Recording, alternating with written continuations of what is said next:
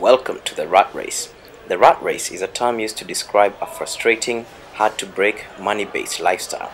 It is a lifestyle that is lived by billions of people, oblivious to the very nature of it, to a degree that even when called upon, they vehemently deny it. It involves subjecting yourself to a time-consuming job, saddling yourself with heavy mortgages, rents, bills, money obligations, and liabilities, forcing you to continue breaking your back at the same job.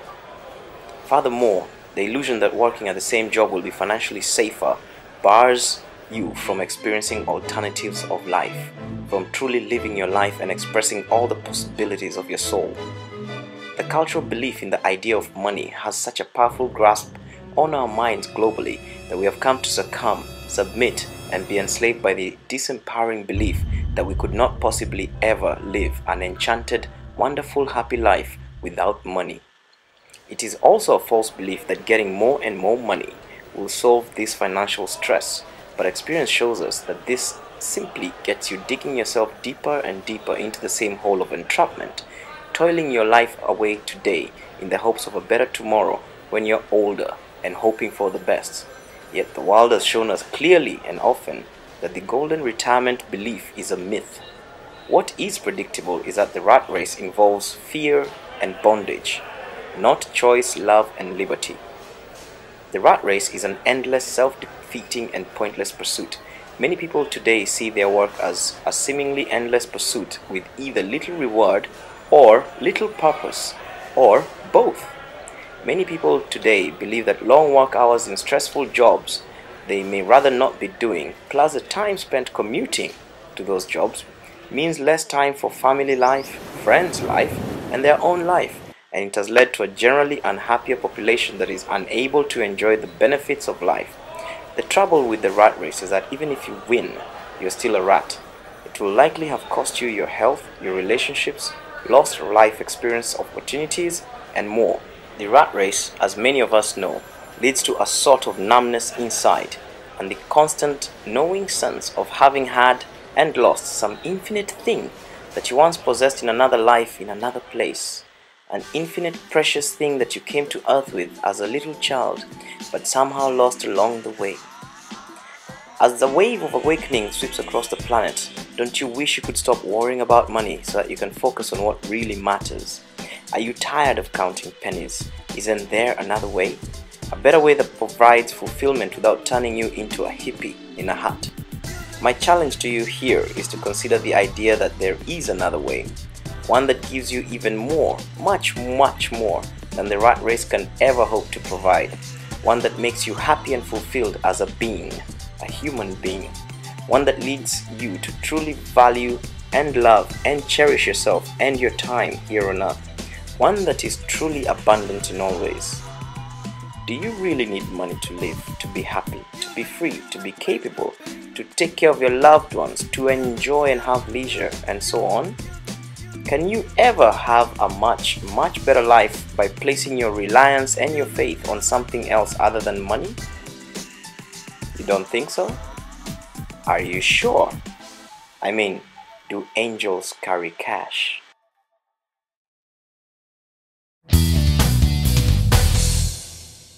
Before we look at the solution to our problem, let us quickly understand what money is and why we are enslaved by it. Money is not evil, neither is it the root of evil. By itself, money is just paper and computer records, an idea. The problem is not the money, but our submission to it, our self-imposed worship of and enslavement by the idea of money. We create it, yet we enslave ourselves by our own creation. That is the problem. We have erected a false god, one that has no real powers except that which we give to it, and we have proceeded to live day by day as if we are the powerless ones and the money rules us. Money seems to be at the heart of nearly every major problem in the world today, from global warming, the raping of our Mother Earth, to regional and global wars. It appears to be a barrier for poor people to access their needs that they once accessed for free not so long ago.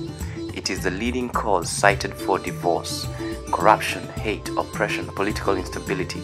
You name it, the idea of money is likely behind it.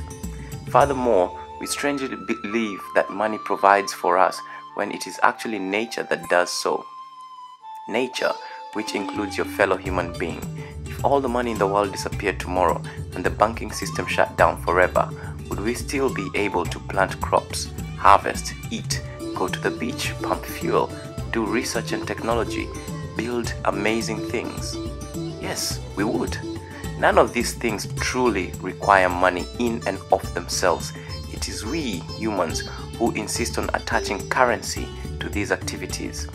The activities themselves don't require it.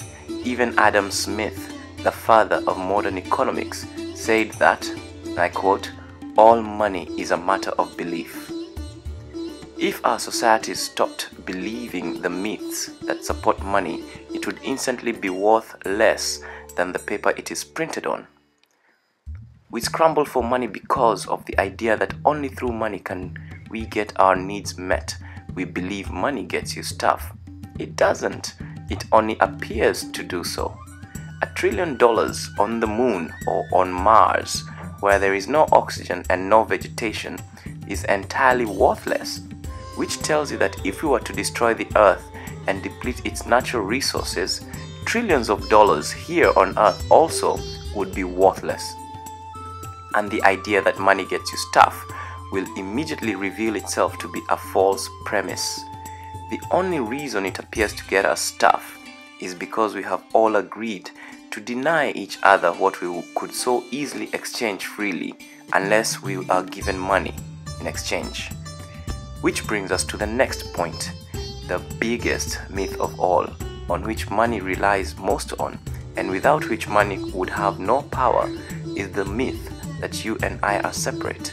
Without this myth, my charging you for the gifts I bring to the world, gifts that I have originally been given by life, is no less silly than you charging a tree for the nitrogen in your urine when you piss under that tree, and then the tree charging you for the oxygen it produces for you to breathe. There are millions, billions of transactions and exchanges occurring in nature at every second, and because they happen freely, with no one keeping count or stopping the transactions, because no one has paid for them, they blossom and the whole system flourishes. We, on the other hand, introduce bureaucracy, accounting, and flat out deny each other transactions because of money, and on the whole, it impoverishes all of us. It is applied technology and knowledge, not money, that moves humanity forward. If you got rid of money and still applied technology and knowledge, humanity would still progress. Money is simply a universally accepted permission slip and an inefficient accounting system to try keep track of exchanges that would otherwise happen anyways. This was its purpose, but it has now outlived its purpose. We are beginning to outgrow it, and like a foot that has become too big for its old shoes, we are starting to feel enslaved and trapped, squeezed and pained by this old archaic system. Perhaps worst of all, money is compromising our relationships, our food, our education, our health, our play, and so on. In each of these, we are conditioning ourselves to discount and disconnect from real meaning and instead see only price. Every day you have internal battles between your integrity and convenience, between your passion and conformity, between your compassion and comfort. Often, money is the deciding factor, not humanity. Often, money wins the battle, and each time it wins, you lose a part of yourself. You fragment. Oneness is lost within you and with the rest of life and nature. We are conditioning ourselves to domesticate and enslave ourselves to serve and support the money machinery. Money is simply the consciousness of credit and debit made numerically exact, no more and no less. It is not a provider, although it appears to be. It is not security, although it appears to be. It is not a liberator, although it appears to be. Yet the money is not the problem. It is our voluntary submission to it and the myths around it that is causing this unnecessary tyranny. And beyond that, it is our belief in separation that is keeping us trapped. Our money is our spirituality expressed. The old idea of separation created the current financial system. We need a new spirituality, one based on the reality of the oneness of all of life. It is time to end the illusion of separation.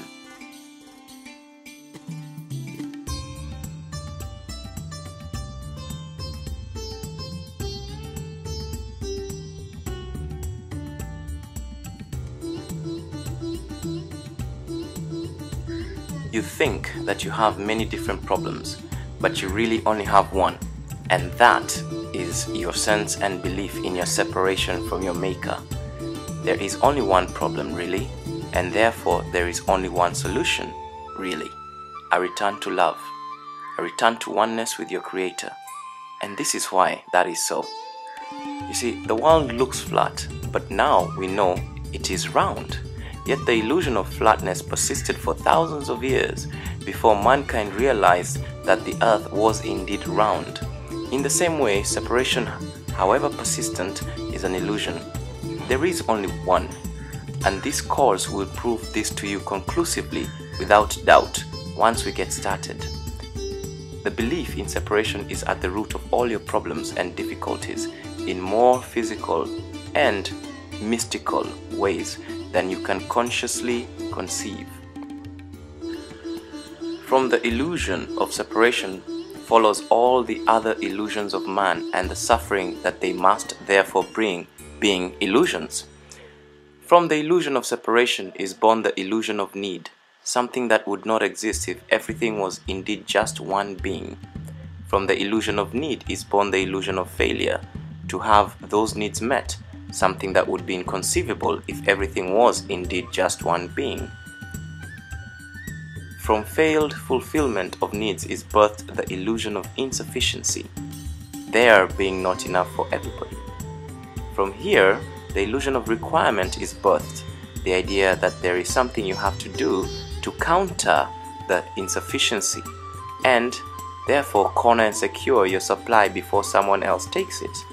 Next, the illusion of guilt, judgment, and condemnation arises, that if you do not act that certain way, you will somehow be punished. That gives rise to the illusion of conditional love and the illusion of superiority of those who have been conditionally loved after doing what they were required to do. The final core illusion is that of ignorance, the pretense that you do not know that these are illusions, even when that silent voice within you tells you that there is something wrong with the way the world is set up.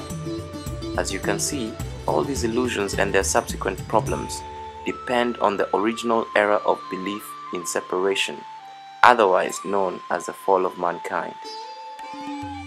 You may have tried many solutions by now and realized they don't work completely. For example, the law of attraction works, but it is just a cog within a greater machinery, and so by itself it will not solve your problems, even though it will attract to you what you most think about. Only a return to oneness will solve your problems. The same goes for positive thinking, hard work, being a good person, religion, getting extra training, networking, and so on. You might ask, how on earth is this psycho-spiritual cause what I'm looking for? You might not know it right now, but you might discover, as I did, that this is exactly what you are looking for. When you live in the experience of oneness, one of the signs will be that you will be at peace and at one with yourself, 100% accepting and ecstatic about who, what, where, when, and why you are. You will be feeling safe, living in the moment completely, with total and absolute trust in life.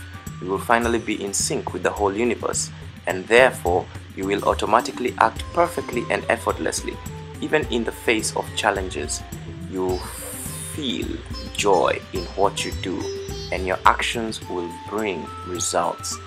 Another sign will be illumination, miracles, and revelation. The universe is made of love and is miraculous by nature. It is self-organizing and self-correcting. Whenever there is a deviation from love, it self-corrects. So, it is always in a state of perfection. Most of the time, we live struggling against the universe, and so it keeps breaking us as it self-corrects. The real secret is to live 100% in harmony with the universe. And that happens with a return to oneness, a return to love. This return to oneness is a single goal of this course, the outcome you can expect. To achieve this goal, we shall jointly study A Course in Miracles with a focus on holistic and spiritual abundance. This is what will replace the worship of and the fear of money. The basic teaching of A Course in Miracles is to learn to relinquish thoughts based on fear and replace them with thoughts based on love, and eventually to shed the ego and realize the kingdom that has laid hidden within us all this time. Our job is to place ourselves in a receptive mode of consciousness whereby we can receive this miracle that has always been available. Scarcity and not having stems from the illusion of separation. Abundance lies in the practical experience of the reality of oneness, and in that you will realize that even before you ask, it is given at the right time with no waste and no mistakes. Miracles are everyone's right, and they occur naturally as expressions of love. Once you accept to take this journey, you will realize that everything in your life, all of it, down to the smallest iota, will be miraculously used to take you back home to oneness. This journey will not always be easy and comfortable, and you will face your deepest fears along the way, but you will always be safe and you are guaranteed to succeed, even though you may not know how long it will take. There will be highs and moments of incredible bliss, and there will be times of challenges. It will begin small and slowly, like a mustard seed, and grow to an oak tree before you know it. A mind at peace is the only mind that can awaken, and everything will lead you first to peace before it leads you to liberation. A mind harboring thoughts of attacking the self or attacking the other cannot enter the kingdom, and this will be the first thing that will be healed, your lack of peace of mind. The course will get you to relax and to surrender the fight for your life completely and allow life to lovingly and wisely look after you moment to moment. As Marianne Williamson says, quote, "We were taught a very bad philosophy, a way of looking at the world that contradicts who we are. We were taught to think thoughts like competition, struggle, sickness, finite resources, limitations, guilt, bad, death, scarcity, and loss. We were taught that things like grades, being good enough, money, and doing things the right way are more important than love. We were taught that we are separate from other people, that we have to compete to get ahead, that we are not quite good enough the way we are. We were taught to see the world the way that others had come to see it. Love is what we were born with. Fear is what we learned here. The spiritual journey is a relinquishment or unlearning of fear and the acceptance of love back into our hearts." End quotes. A Course in Miracles is mind training in the relinquishment of a thought system based on fear and separation, and the acceptance instead of a thought system based on love and oneness. According to A Course in Miracles, this seeming separation from our Creator first happened millions of years ago. However, the key message of the Course is that in reality the separation never actually happened. The Course teaches us that love is real. It's an eternal creation and nothing can destroy it. Anything that isn't love is an illusion. Love in your mind produces love in your life. This is the meaning of heaven. Fear in your mind produces fear in your life.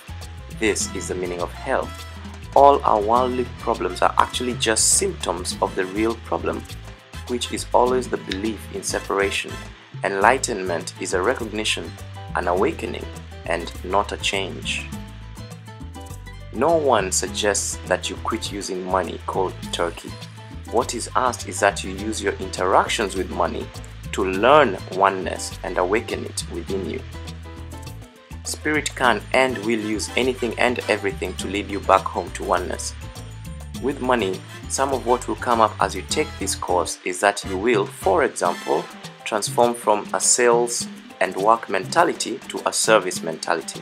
People will come to your place of work or to your business not so much for the product or service you provide, but so that you can give them love. You will also gradually redefine the purpose of your career so that it becomes a channel of love and divine will. So all you have to do eventually is let go and open your heart and mind, and the rest will flow automatically. You will unblock your reception of money into your life and spiritualize your relationship to it. Eventually, you will see that its only purpose is to heal the world and bring it to oneness. You will gradually stop working for money and start working for love. Eventually, you will attain true abundance and life will take care of you, direct you, nourish you, flourish you in joy and happiness, effortlessly and always on time.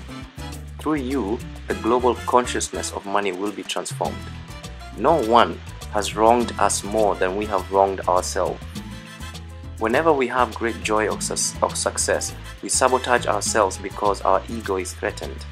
For the great good does not match the little we think of ourselves. We share a hidden belief that there is something wrong with being too happy. We focus on and glorify suffering. The greatest problem is with who we think we are. We believe it is arrogant to be deserving of happiness, of good things, and to think of ourselves as children of God. This is the reason why we have set up ourselves to be enslaved by the idea of money. And a return to loving ourselves completely and unconditionally is the key to liberation. The course aims at removing the blocks to the oneness of love's presence, which is your natural inheritance. A return to love is a return to oneness and an end to fear and illusions and misperceptions and bondage. The course makes no claims to being the only form of truth or that it is the only spiritual path. It is not religious, nor does it ascribe to any one particular religion. In fact, you will find all religions and more within the course. Spiritually speaking, it is a challenging but direct path. It is a challenging path because it involves a radical paradigm shift, not in how we live in the world, but in how we see the world. A Course in Miracles is not concerned with dealing with the symptoms of suffering. It deals with the root cause of suffering, and that is the illusory sense of separation from your Creator.